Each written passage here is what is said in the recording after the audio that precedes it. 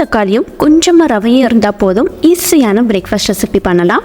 வாங்க எப்படி பண்ணுறதுன்னு பார்க்கலாம். இங்கே 3 தக்காளி எடுத்துருக்கிறேன். 2 பெங்களூர் தக்காளி, 1 நாட்டு தக்காளி, கூட கொஞ்சம் புளிப்புக்காக. அதை முதல்ல ரஃப்பாக சாப் பண்ணி எடுத்து வச்சுக்கோங்க. ஒரு மிக்ஸி ஜார் எடுத்துகிட்டு நறுக்குன தக்காளியை அதில் சேர்த்துக்கோங்க. கூடவே காரத்துக்கு 3 வரமிளகாய் சேர்த்துக்கோங்க. இதுக்கு பதிலாக நீங்கள் 2 டீஸ்பூன் காஷ்மீரி மிளகாய் தூள் கூட சேர்க்கலாம். அடுத்து ஒரு 1/2 இன்ச் இஞ்சியை சின்ன சின்னதாக நறுக்கி சேர்த்துக்கலாம். கூடவே 2 பல்லு பூண்டு. இது எல்லாத்தையும் தண்ணி எதுவும் ஊற்றாம நல்லா ஸ்மூத் பேஸ்ட்டாக அரைச்சி எடுத்துக்கோங்க.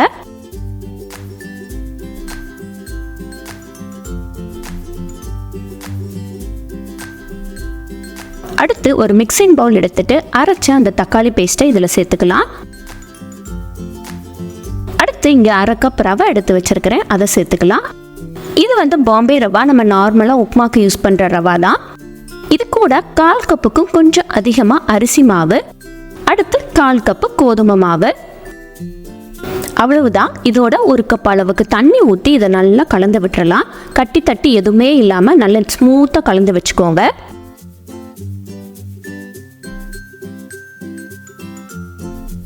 வைக்கிறதுக்கு முன்னாடி இந்த அளவுக்கு கொஞ்சம் தண்ணியாக இருக்கணும். அப்படின்னா தான் ரவை நல்லா தண்ணியை இழுக்கும்.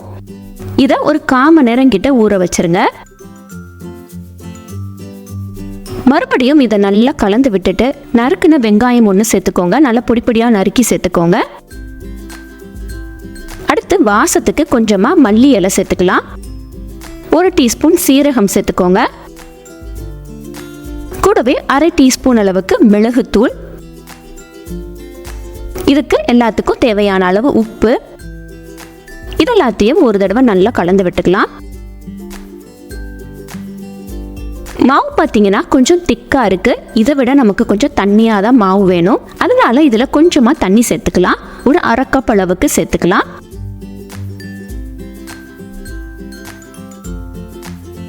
இந்த பேட்டர் நல்லா தண்ணியாக இருக்கணும். அப்படின்னா தான் நல்லா உங்களுக்கு கிறிஸ்பியாக வரும். இந்த அளவுக்கு தண்ணியா இருக்கணும். அடுத்து தோசைக்கல் அடுப்புல வச்சு கல்ல சூடேறையும் கொஞ்சமா எண்ணெய் விட்டு நல்லா ஸ்ப்ரெட் பண்ணி விட்டுட்டு அதுக்கப்புறமா நம்ம தோசை வறுத்தரலாம். இந்த தோசைக்கு சட்னி எதுவுமே தேவையில்லை. நீங்க சட்னி வச்சும் சாப்பிடலாம், சட்னி இல்லாமலும் சாப்பிடலாம். அவ்வளோ டேஸ்டா இருக்கும். சுத்திலும் எண்ணெயோ நெய்யோ உங்களுக்கு விருப்பமானதை சேர்த்துக்கோங்க.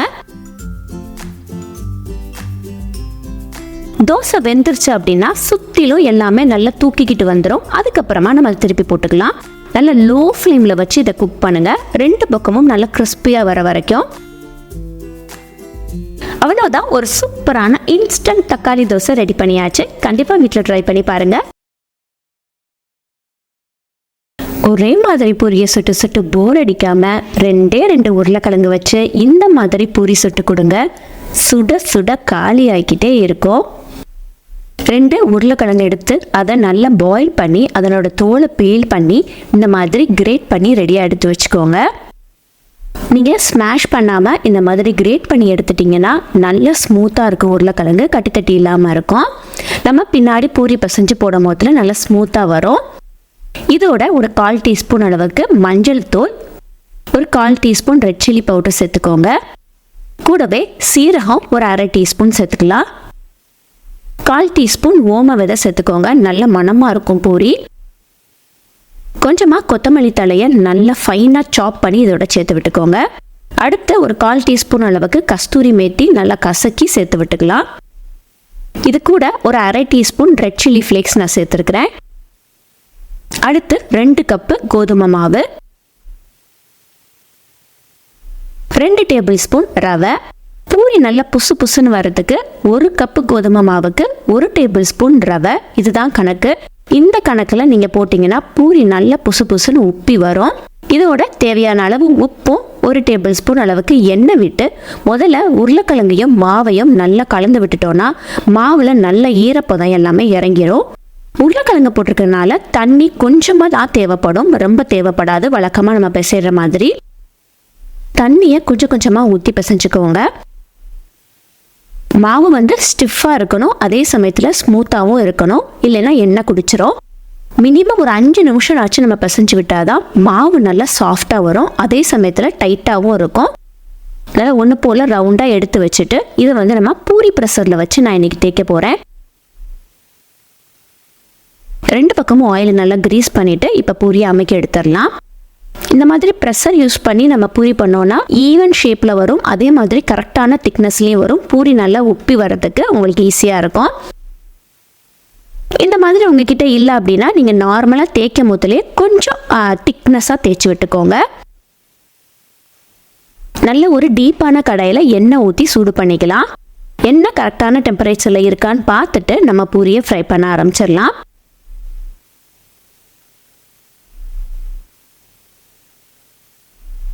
போட்டு ஒரு 10 செகண்ட்ஸ் கழித்து இந்த மாதிரி மேலே லைட்டாக அமுக்கி விட்டோம்னா நல்லா புஷ்ஷுன்னு வந்துடும்.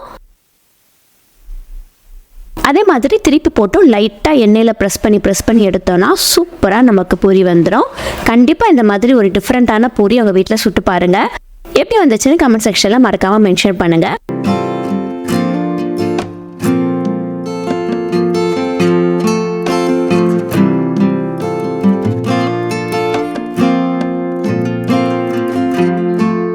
உங்ககிட்ட கொஞ்சமாக தான் தோசை மாவு இருக்கா? அப்போது இதை ட்ரை பண்ணுங்கள். இருக்கிற மாவை வச்சு 5-6 பேருக்கு தாராளமாக தோசை ஊற்றலாம். ஒரு பவுலில் 1 கப்பு அவல் எடுத்துக்கோங்க.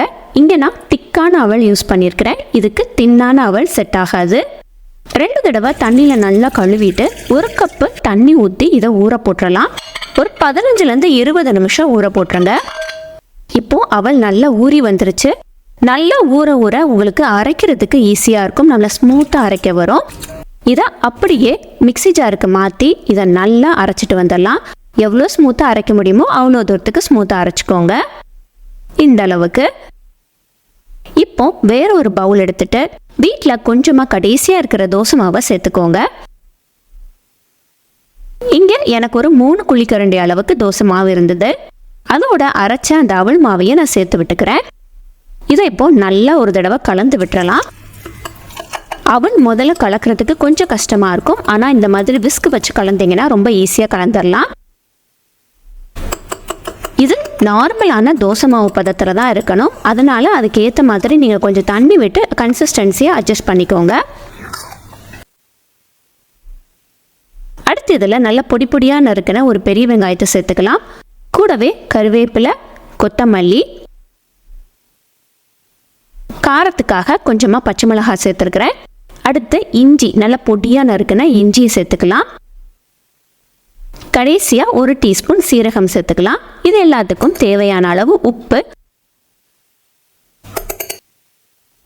கொஞ்சமாக பெருங்காயத்தூள், இது எல்லாத்தையும் போட்டு நல்லா மிக்ஸ் பண்ணி விட்டுறலாம்.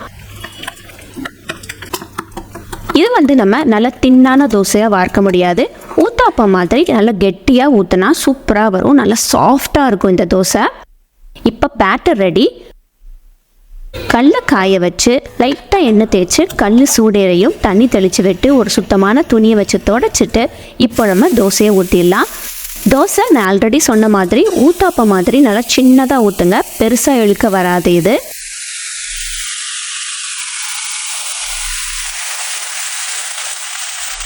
இதுக்கு மேலே நல்ல தாராளமாக எண்ணெயோ நெய்யோ விட்டு ஒரு பக்கம் வெந்ததும் மறுபக்கம் திருப்பி போட்டு வேக விட்டு எடுத்துட்டோன்னா சூப்பரான அவல் தோசை நமக்கு ரெடி ஆயிரும். செம்ம சாஃப்டாக இருக்கும். அதனால திருப்பி போடும் போதில் ரொம்ப கவனமாக திருப்பி போடுங்க. இப்போ நமக்கு தோசை ரெடி. கண்டிப்பாக இதை உங்கள் வீட்டில் ட்ரை பண்ணி பாருங்கள். சும்மா நல்லா மொறு அக்ரகரத்தாக் கேப்ப தோசை எப்படி செய்யறதுன்னு பார்க்கலாம் வாங்க. இங்கே ஒரு சின்ன மிக்சிங் பவுல் எடுத்துருக்கிறேன். அதில் 1 கப் அளவுக்கு ராகி மாவு சேர்த்துக்கலாம். கூடவே 1/4 கப் அளவுக்கு அரிசி மாவு சேர்த்துருக்கிறேன். ராகி தோசைக்கு அரிசி மாவு சேர்த்து நம்ம சுட்டு பாருங்க, செம்ம கிறிஸ்பியாக வரும் தோசை. மாவுக்கு தேவையான அளவு உப்பு போட்டிருக்கிறேன். உப்பு போட்டு ஒரு 1/2 கப் அளவுக்கு தண்ணி ஊற்றி இதை நல்லா கலந்து விட்டுறலாம். இந்த மாதிரி விஸ்க் வச்சு கலந்து விடுங்க. மாவு கட்டித்தட்டி இல்லாமல் சூப்பராக கரைஞ்சி வரும். இந்த அளவுக்கு மாவு தண்ணியாக இருக்கட்டும். இது ஒரு தட்டு போட்டு மூடி ஒரு 1/2 மணி நேரம் கிட்ட ஊற வச்சிடலாம்.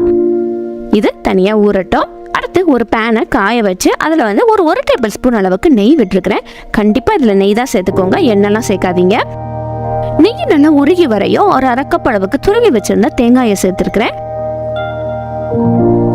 ஒரு பரட்டினதுக்கு அப்புறமா வறுத்து அரைச்ச சீரகப்பொடியை ஒரு 1/4 டீஸ்பூன் அளவுக்கு சேர்த்துருக்கிறேன். எப்பவுமே சீரகத்தூள் மட்டும் நீங்க வறுத்து அரைச்சு சேர்த்து பாருங்க, செம்ம ருசியா இருக்கும். அடுத்து காரத்துக்கு 1 டீஸ்பூன் அளவுக்கு மிளகாய் தூள். 1 டீஸ்பூன் உங்களுக்கு ஜாஸ்தியா தெரிஞ்சதுன்னா நீங்க 1/2 டீஸ்பூன் அளவுக்கு கூட நீங்க சேர்த்துக்கோங்க. தேங்காயை ஒரு 2-3 நிமிஷம் லோ ஃப்ளேம்ல வச்சு வறுத்துட்டோம்னு வச்சுக்கோங்களேன், அவ்வளோ மனம் வரும். இந்த மனம் தாங்க அந்த ராகி தோசையே தூக்கி எடுத்து காட்டும். நல்லா வறுத்தாச்சு. இதை ஆற விட்டுறலாம். 1/2 மணி நேரம் ஊறினதுக்கு அப்புறம் மாவை பார்த்தீங்கன்னா மேலே மட்டும் தண்ணி தெளிஞ்சு நிற்கிது. இதை நல்லா ஒரு கலக்குன்னு கலக்கி விட்டுட்டு ஆற வச்சிருந்தா தேங்காய் கலவையே இதில் சேர்த்துடலாம். கண்டிப்பாக ஆறுனதுக்கு அப்புறம் சேருங்க. தேங்காயை நல்லா கலந்து விட்டுட்டு கூட கொஞ்சம் தண்ணி ஊற்றிக்கிறேன். மாவு நல்லா ரவா தோசைக்கு நம்ம எப்படி மோந்து ஊற்றுவோமோ அந்த மாதிரி தண்ணியாக இருக்கணும். அப்படின்னா தான் தோசை நல்லா கிறிஸ்பியாக வரும்.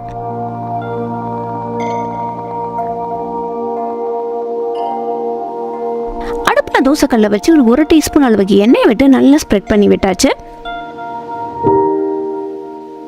கல்ல காயவும் லைட்டா தண்ணி தெளிச்சு விட்டு தோசையை ஊத்திடலாம். தோசை ஊத்தும் போதுல வெளிப்புறத்துல இருந்து ஊத்திட்டு வாங்க, உள்ள இருந்து ஊத்தாதீங்க. ரவை தோசைக்கு நம்ம ஊத்துற மாதிரியே தான். ராகி தோசைக்கு லோ ஃப்ளேம்ல வச்சு குக் பண்ணோம்னா அந்த ஓரம் எல்லாம் நல்லா ஒரு 3 நிமிஷத்துலயே எழுந்து வந்துடும். இதை திருப்பி போட்டு சுடணும் அவசியம் இல்லை. அதை அப்படியே நம்ம சர்வ் பண்ணிடலாம். அவ்வளோதாங்க, சூப்பரான அக்ரகாரத்து அக்மா கேப்ப தோசை ரெடி ஆயிடுச்சு. கண்டிப்பாக இதை உங்கள் வீட்டில் ட்ரை பண்ணி பாருங்க.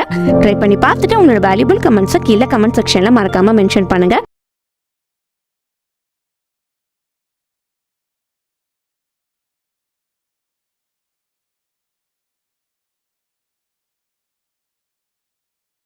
பொதுவாகவே ராகினா ராகி தோசை, ராகி கூழ், ராகி அடை இல்லைன்னா ராகி கொழுக்கட்டை இந்த மாதிரி தான் நம்ம செஞ்சு சாப்பிட்ருப்போம்.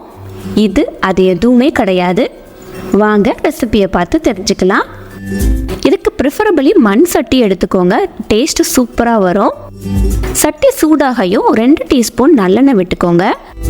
எண்ணெய் காயவும் 1/2 டீஸ்பூன் சீரகம், ஒரு 2 பல்லு பூண்டை இங்கே சின்னதாக நறுக்கி வச்சுருக்கிறேன், அதை சேர்த்துக்கலாம். அடுத்து ஒரு 1/2 இன்ச்சு இஞ்சியை நீல வாக்கில் நறுக்கி சேர்த்துக்கோங்க. இந்த இஞ்சியும் பூண்டையும் 2 நிமிஷம் வதக்கி விட்டுட்டு அதுக்கப்புறமா ஒரு பாதி வெங்காயத்தை பொடிப்பொடியாக நறுக்கி சேர்த்துக்கோங்க. காரத்துக்கு ஒரே ஒரு பச்சை மிளகாயை இங்கே நான் சேர்த்துருக்கிறேன். இது எல்லாத்தையும் நல்லா ஒரு 2 நிமிஷம் வதக்கி விட்டுக்கலாம். அடுத்து உங்களுக்கு விருப்பமான காய்கறிகளை ஒன்றா சேர்த்துக்கோங்க. நான் இங்கே பொடியாக நறுக்கின கேரட், அப்புறம் பச்சை பட்டாணி, கொஞ்சமாக கேப்சிகம் சேர்த்துருக்கிறேன். இந்த காய்கறிகள் எல்லாத்தையும் கொஞ்சமாக உப்பு போட்டு ஒரு 1/4 டீஸ்பூன் அளவுக்கு மிளகுத்தூளையும் சேர்த்து நல்லா பெரட்டி விட்டு வேக விட்டுறலாம். தட்டு போட்டு மூடி ஒரு 2-3 நிமிஷம் வேக விடுங்க. அடுத்து ஒரு கப்பு தண்ணி ஊற்றிக்கோங்க. இதில் ஒரு 1/4 டீஸ்பூன் அளவுக்கு மஞ்சள் பொடியை சேர்த்து இப்போ இதை நல்லா கொதி விட்டுறலாம். கொதி வந்ததுக்கு அப்புறமா ஸ்லோ பண்ணிட்டு ஒரு 5 நிமிஷம் தட்டை போட்டு மூடி வச்சிருங்க. நல்லா காய்கறி வெந்து வரட்டும். இதுக்கிடையில நம்ம ராகி மிக்ஸ் நம்ம ரெடி பண்ணிக்கலாம். இங்கே ஒரு 2.5 டேபிள் ஸ்பூன் அளவுக்கு ஸ்ப்ரவுட்டட் ராகி ஃப்ளோர் நான் எடுத்துருக்கிறேன். இதில் 1 கப் அளவுக்கு தண்ணி ஊற்றி கட்டி தட்டி இல்லாமல் கலந்து ரெடியாக எடுத்து வச்சுக்கோங்க. இது ஓரமாக இருக்கட்டும். காய்கறி நல்லா வெந்ததுக்கு அப்புறமா நம்ம ப்ரிப்பேர் பண்ணி வச்சிருந்த அந்த ராகி மிக்ஸை இதில் கலந்து விட்டுருங்க.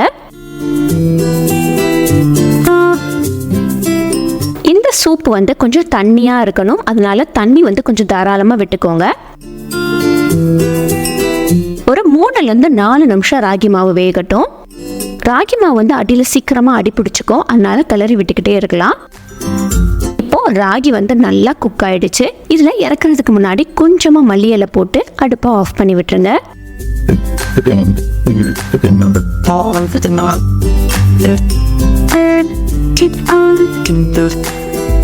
இப்போ நம்ம பண்ணது ஆல்ரெடி நீங்கள் கெஸ் பண்ணியிருப்பீங்க. இது ராகி சூப். கண்டிப்பாக உங்கள் வீட்டில் ட்ரை பண்ணி பாருங்கள். ரொம்பவே டிஃப்ரெண்ட்டாக இருக்கும். ராகி சாப்பிடாதவங்க கூட சூப்பராக சாப்பிடுவாங்க.